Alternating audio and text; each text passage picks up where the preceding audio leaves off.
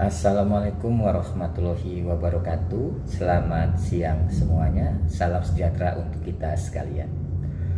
Berjumpa kembali dengan saya Indra Panca Hermawan SPDMN dalam mata pelajaran Pendidikan Pancasila dan Kewarganegaraan untuk kelas 11 TLM SMK Harapan Bangsa. Sebelum kita memulai materi ini, mari kita berdoa agar kita diberikan kekuatan oleh Allah Subhanahu wa taala, agar kita bisa selalu kuat untuk menjalani cobaan-cobaan yang diberikan Allah kepada kita. Mari kita berdoa menurut agama dan percayaan kita masing-masing. Berdoa dimulai.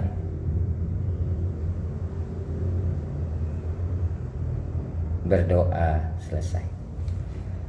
Anak-anakku sekalian, untuk kelas 11 TLM, untuk materi kali ini kalian bisa buka buku paket kalian di halaman 34 tentang materi kehidupan demokrasi di Indonesia. Nah, kalau kita berbicara tentang kehidupan demokrasi di Indonesia, itu tidak lepas dari makna demokrasi itu sendiri. Karena memang sistem pemerintahan kita itu adalah sistem demokrasi dari rakyat, untuk rakyat, dan oleh rakyat. Jadi kita akan membahas di sini tentang pentingnya kehidupan yang demokratis.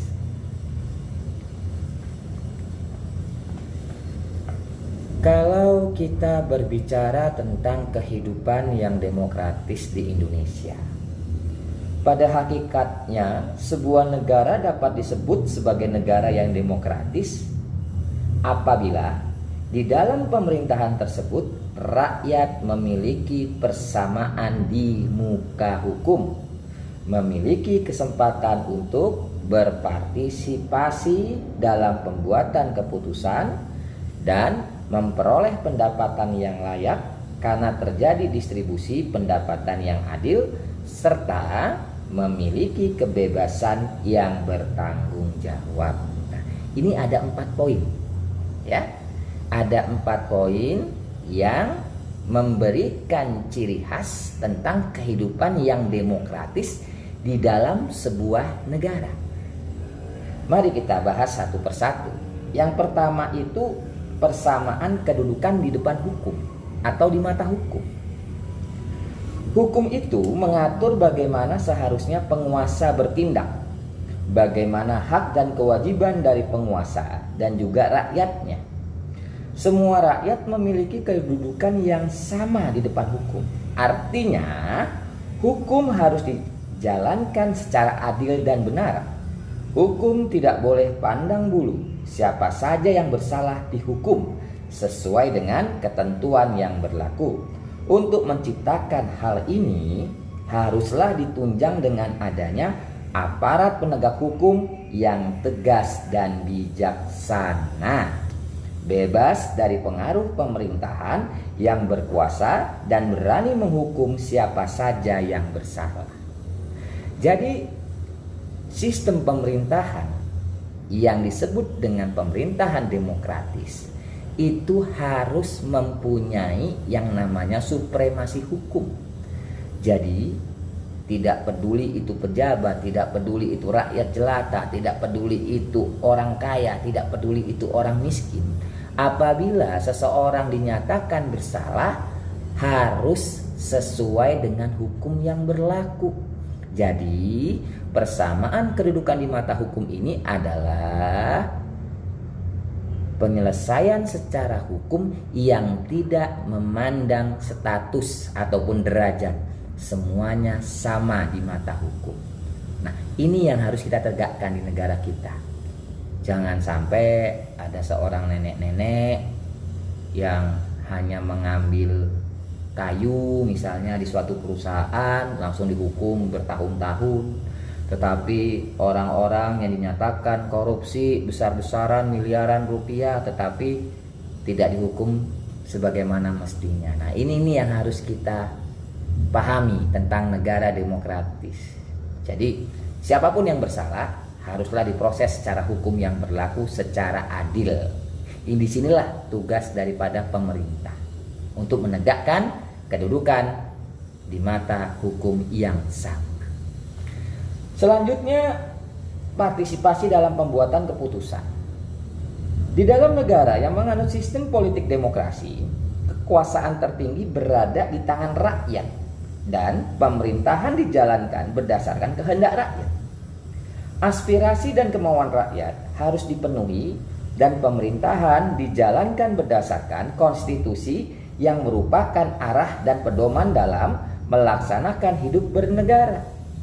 Para pembuat kebijakan memperhatikan seluruh aspirasi rakyat yang berkembang. Kebijakan yang dikeluarkan harus dapat mewakili berbagai keinginan masyarakat yang beragam. Sebagai contoh, ketika rakyat berkeinginan kuat untuk menyampaikan pendapat di muka umum, maka pemerintah dan DPR menetapkan undang-undang yang mengatur penyampaian pendapat di muka umum.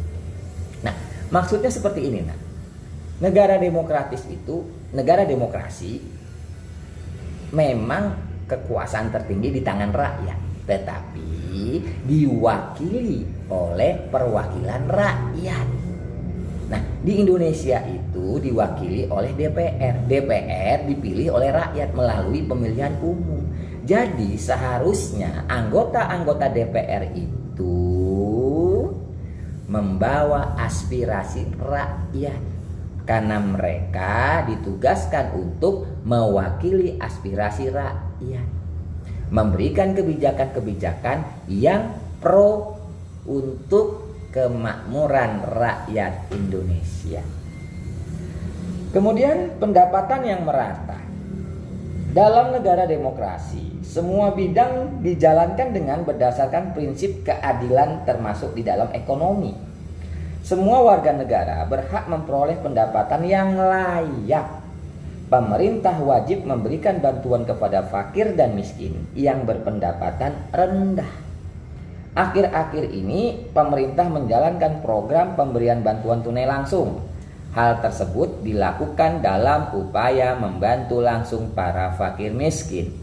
Pada kesempatan lain, pemerintah terus giat membuka lapangan kerja. Agar apa? Agar masyarakat bisa memperoleh penghasilan.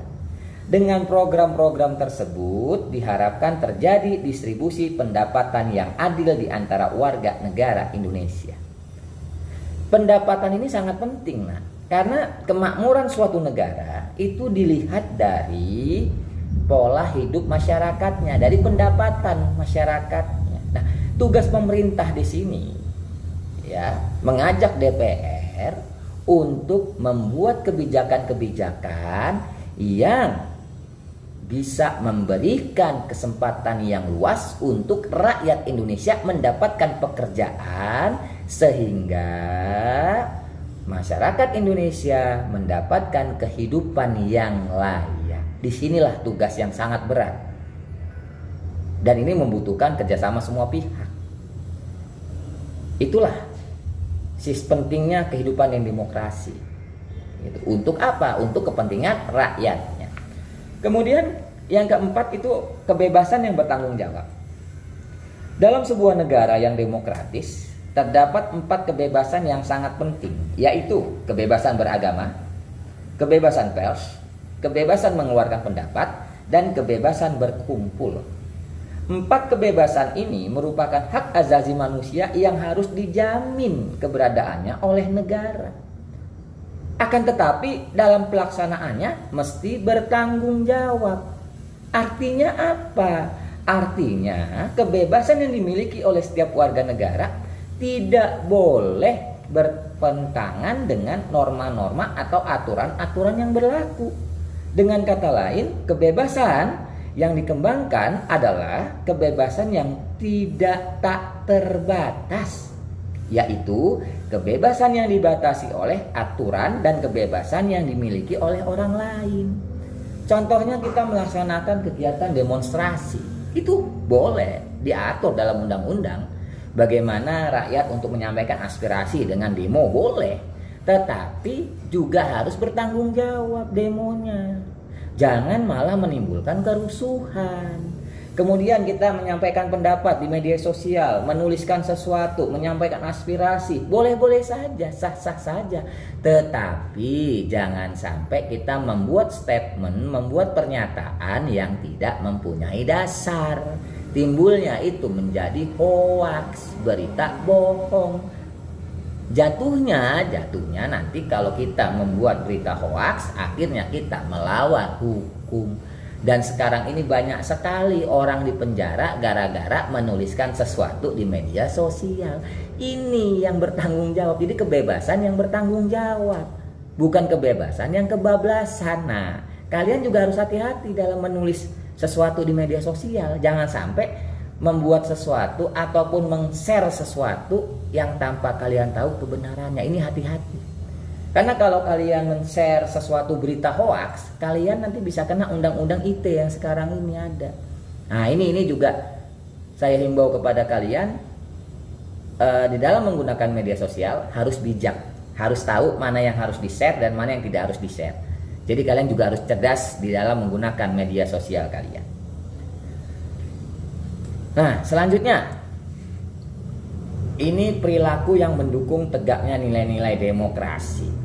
Apa sih prinsip perilaku yang mendukung nilai-nilai demokrasi di Indonesia? Yang pertama, membiasakan diri untuk berbuat sesuai dengan aturan main atau hukum yang berlaku. Yang kedua, membiasakan diri bertindak demokratis dalam segala hal. Yang keempat, membiasakan diri menyelesaikan persoalan dengan musyawarah. Yang kelima, membiasakan diri mengadakan perubahan secara damai, tidak dengan kekerasan. Yang selanjutnya, membiasakan diri untuk memilih pemimpin-pemimpin melalui cara-cara yang demokratis. Lalu selalu menggunakan akal sehat dan hati nurani luhur dalam bermusyawarah. Kemudian selalu mempertanggungjawabkan hasil keputusan musyawarah baik kepada Tuhan Yang Maha Esa, masyarakat, bangsa, dan negara, bahkan secara pribadi. Menuntut hak setelah melaksanakan kewajiban. Menggunakan kebebasan dengan rasa bertanggung jawab. Mau menghormati hak orang lain dalam menyampaikan pendapat. Dan membiasakan diri memberikan kritik yang bersifat membangun. Nah, ini harus kita tegakkan sebagai masyarakat. Kita sebagai masyarakat Indonesia haruslah mempunyai perilaku yang mendukung nilai-nilai demokrasi. Jangan cuma sekedar ngomong tapi nggak punya bukti. Hanya sekedar protes tapi nggak punya solusi.